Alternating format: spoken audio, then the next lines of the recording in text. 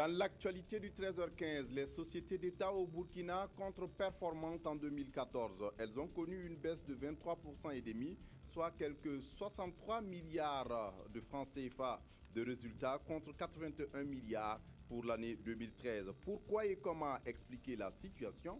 On en parle dans ce journal. Et puis les violences faites aux femmes et aux filles, un phénomène qui a la peau dure ici au Faso. Le PNUD décide d'en finir avec et met à contribution les journalistes. Une caravane a sillonné 6 régions du Burkina. Qu'est-ce que les journalistes ont-ils vécu pour être sensibles à la lutte? On en parle également dans ce journal. Les sociétés d'État au Burkina au rapport. Depuis ce matin, à Ouagadougou, la 23e session de l'Assemblée générale des sociétés d'État va donc examiner les rapports d'activité pour l'exercice 2014. Environ une vingtaine de sociétés d'État sont concernées par cet exercice de rendre compte. Surtout qu'en 2014, la situation n'a pas été reluisante. Les sociétés d'État ont connu une baisse de leurs recettes d'environ 23,5%, soit à 63 milliards de francs CFA. Et qu'est-ce qui explique cette contre-performance? Élément de réponse avec Drissa Séré. Pour cette 23e session de l'Assemblée générale des sociétés d'État, on a la participation de 21 sociétés. Sur les 21 sociétés, 19 sont appelées à soumettre à examen leurs états financiers. 2 sociétés nouvellement créées, la Société burkinabé de télédiffusion SBT et la Société nationale de l'aménagement des terres et de l'équipement rural Sonater, présenteront des rapports d'explication. L'analyse de la situation financière des entreprises publiques fait état d'une contre-performance économique en 2014. Le résultat net réalisé en 2014 est de 62,093 milliards de francs CFA contre 81,111 milliards de francs CFA en 2013, soit une baisse de 23,54%. Il s'agit d'une baisse essentiellement imputable à 6 sociétés déficitaires, dont la Sonabel, qui contribue à elle seule au déficit à près de 11,189 milliards de francs CFA. À cela s'ajoutent les difficultés qui menacent l'existence même de certaines entreprises. Cette 23e session se doit donc d'examiner toutes ces difficultés afin d'en trouver des solutions idoines et permettre à ces sociétés de participer pleinement au développement économique et social de notre pays. La vitalité d'une économie se mesure certes par la performance des unités qui la composent, mais aussi et surtout par la qualité de leurs prestations. Le Premier ministre a exhorté les sociétés d'État à faire preuve d'anticipation et de créativité pour mieux profiter des opportunités de la mondialisation et de l'intégration régionale. À Bobo-Dioulasso, la citoyenne a désormais la possibilité de consulter dans une clinique juridique. C'est un centre d'écoute, de conseil et d'assistance où les femmes et les jeunes filles en particulier peuvent recevoir des informations juridiques pour la résolution de leurs problèmes.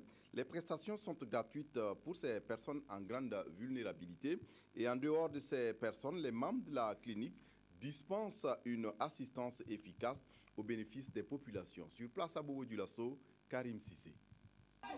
Toute femme ou jeune fille de la région des Hauts-Bassins dont les droits sont violés peut se rendre ici à la clinique juridique de Bobo-Dioulasso pour obtenir des informations juridiques nécessaires afin de résoudre ces problèmes. La clinique juridique est une structure d'écoute, de conseil et d'assistance juridique qui vise à améliorer l'accès des femmes à la justice. On n'est pas là pour séparer des couples, ça il faut le dire. Nous mettons l'accent sur la médiation. Et c'est lorsque cette médiation échoue, il faut quand même répondre. Nous essayons d'expliquer à la femme, voilà les possibilités que la loi vous offre. L'Association des femmes juristes du Burkina Faso dispose d'avocats qui accompagnent gratuitement les femmes et jeunes filles, et ce grâce à l'appui financier de l'ambassade du Royaume du Danemark. Vous savez qu'au Burkina, la question des droits, notamment ceux de la justice, des droits des femmes, est un peu problématique. Et c'est tout à fait naturel pour nous d'accompagner un partenaire comme la FJBF, qui est quand même active à promouvoir et à défendre les droits des groupes vulnérables que sont les femmes et les enfants, les jeunes filles. Le haut-commissaire du OUE a salué la mise en place de ces structures dans la ville de Bobo-Dioulasso. Jérémy Koukawe Draogo a invité les populations à la fréquenter pour une meilleure promotion et protection des droits de l'autre moitié du ciel.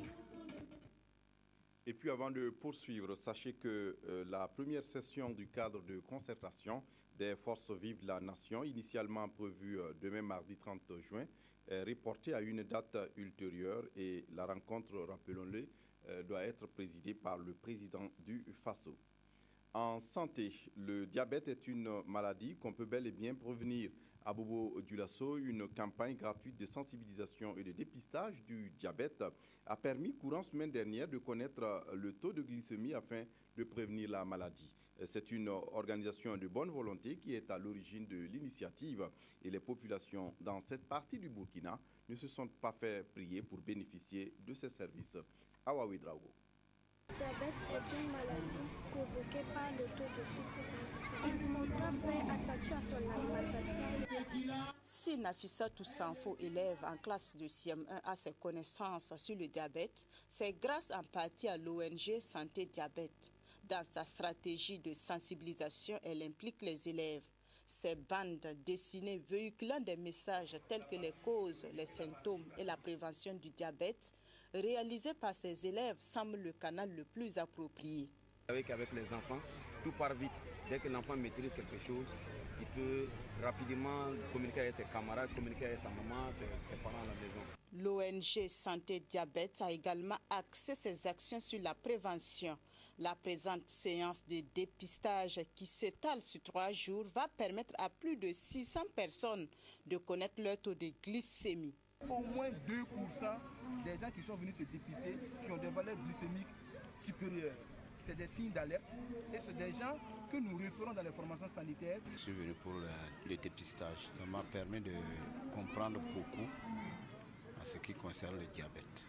L'ONG Santé Diabète intervient dans la région des Hauts-Bassins depuis 2012 à travers des campagnes de sensibilisation et de dépistage. À cela, il faut ajouter le renforcement de capacités avec la formation du personnel de santé et l'équipement des formations sanitaires en matériel médical adapté. Je vous le disais en titre, contre les violences faites aux femmes et aux filles, les journalistes ont mis à contribution une caravane a sillonné dans la semaine du 15 juin dernier 6 régions du Burkina. Les hommes de médias ont à l'occasion pu prendre toute la mesure de ce que le phénomène sociétal a d'impact dans la société. Et de retour dans leur rédaction, le PNUD à l'origine de la caravane espère des productions journalistiques à même d'aider à lutter efficacement contre le phénomène. Evelyne Dabiré nous rend compte de la tournée. Les 6 régions visitées par la caravane ont été celles identifiées par le programme conjoint 2014-2015 de lutte contre les veufs, les violences faites à l'égard des femmes et des filles, comme étant des terreaux fertiles à la prévalence des veufs. À toutes les étapes de la traversée, le programme était le même. Communication sur l'état des lieux des veufs dans ces localités et projection de films suivis de débats. Si les causes des veufs comme les pesanteurs socio-culturelles sont connues, restent des difficultés qui entravent leur élimination.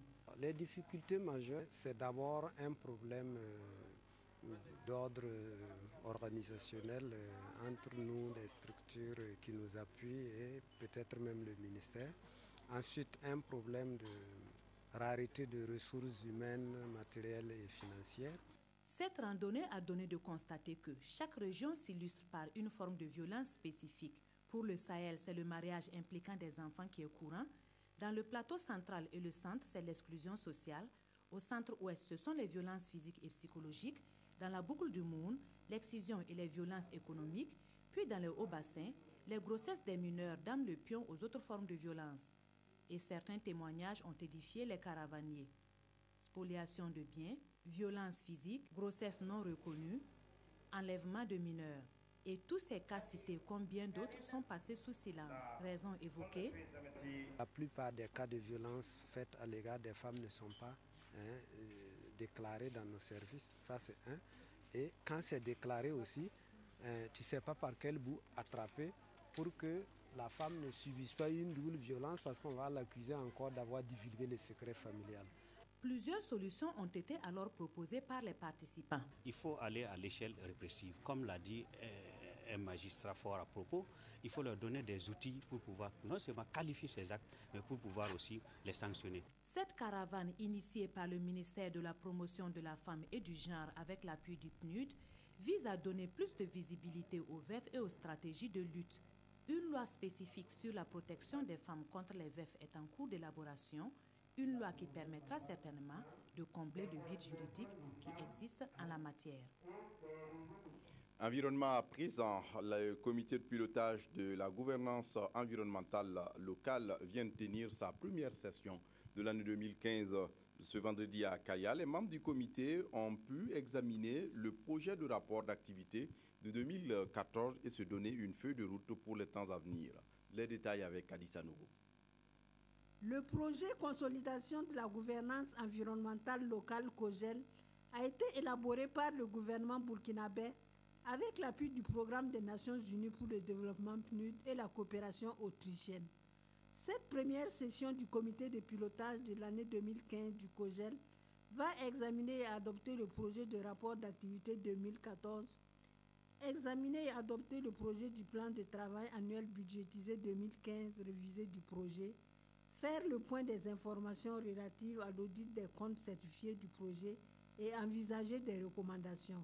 Ce que nous attendons surtout, c'est que, effectivement, que ces documents soient validés par le comité qui donne des orientations, des recommandations pour qu'effectivement, compte tenu des difficultés qu'on a eues l'an passé, qu'on puisse les résorber cette année pour une meilleure exécution du projet COGEL en 2015.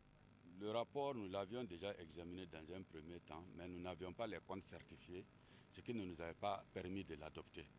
Bon, maintenant que tous les comptes ont été certifiés, nous avons un document définitif qui va être adopté. Le programme aussi, on avait fait un premier examen préalable.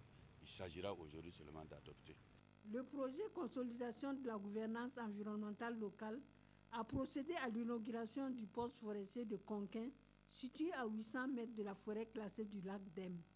Le gouverneur de la région du Centre-Nord a invité les populations à travailler en tandem avec les forestiers. Bonne nouvelle pour les producteurs de l'Est à Fadan Gourmand, la région de l'Est du Burkina. Une association de la place vient de lancer samedi dernier une campagne de production d'engrais, de l'engrais fabriqué à base de feintes de volaille, de sésame et du phosphate, de quoi accroître les rendements productifs. Sur place à Fadan Gourmand, Issaka Souleymane Diallo. Lutter contre l'insécurité alimentaire et accroître les rendements des producteurs dans la région de l'Est est l'un des objectifs de l'association Souglimani. Elle a en effet procédé ce 27 juin 2015 à Fadan Gourmand au lancement de sa campagne de production de l'engrais organique dénommé Podnogo. La fabrication de cet engrais fait appel aux matières premières locales. Nous le produisons à base de fientes de volaille, de sang de sésame et le Burkina phosphate. Ce sont ces trois matières premières que nous prenons pour produire notre engrais organique. Une production qui vient résoudre un tant soit peu le problème d'infertilité des sols. Vous savez que la production végétale au niveau du Burkina est confrontée à beaucoup de difficultés telles que la faible fertilité des sols. Et donc nous disons également que le sol est faible en matière organique. Et nous pensons que ce compost organique, s'il est bien produit et constitué de beaucoup d'éléments nutritifs, il peut permettre une bonne production végétale. Cet engrais est vendu sur le marché à 13 000 francs le sac de 50 kg. Selon la présidente de l'association Souglimani, ce prix pourrait être revu à la baisse pour permettre aux producteurs de s'en procurer. De la production d'engrais, on n'en a point vu. Espérons certainement que dans les prochaines éditions, ce serait rattrapé. C'est fini pour la 11e édition de la Semaine nationale de l'Internet au Burkina. Une fin célébrée en apothéose à travers la nuit de l'Internet et des technologies de l'information et de la communication. À l'occasion, les meilleures pratiques en matière de TIC ont été récompensées par des prix appelés Gambré. Des institutions, organismes aussi, également des particuliers, ont reçu des prix allant de l'or au bronze. Adama Koulibaly. Drissa Koulibaly peut être considéré comme le grand gagnant de cette nuit d'éthique. Il remporte les gambrés d'or et de bronze en génie logiciel pour des applications développées relatives à la gestion des cantines scolaires et au suivi du stock de médicaments contraceptifs. Il fallait en fait gérer l'aspect approvisionnement en fait, des magasins, notamment les cantines. Il fallait également gérer tout ce qui est programmation de ces différents établissements. Nous avons environ une centaine, je dirais des milliers d'établissements au Burkina. Donc il fallait les programmer pour avoir en fait une vision claire sur cette consommation dans le temps. Pour ce qui est des meilleurs sites, on peut noter le médiateur du Faso pour les institutions, les Échos du Faso pour les organes de presse, Coris Bank pour les entreprises ou encore le Festival 8BD de Kaya pour la culture et le tourisme. Au cours de cette nuit riche en couleurs avec la participation de centaines d'acteurs du domaine, des jeunes filles ont été récompensées pour leur talent dans le cadre de la journée qui leur était dédiée. Cette nuit, également riche en enseignement, a rempli son objectif qui est de valoriser les acteurs du domaine des technologies de l'information et de la communication. C'est une nuit donc pour magnifier, je dirais, l'excellence, pour magnifier tout le travail donc, qui est fait, un travail parfois qui n'est pas très bien connu de l'ensemble donc de la population. Les lampions se sont donc ainsi éteints sur la 11e édition de la Semaine nationale de l'Internet dans une ambiance empreinte de gaieté et de convivialité.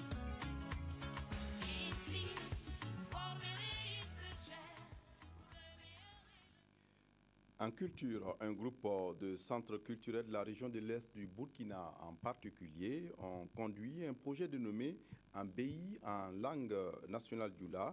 Nous sommes là, comme pour marquer la présence de l'art et de la culture au Burkina.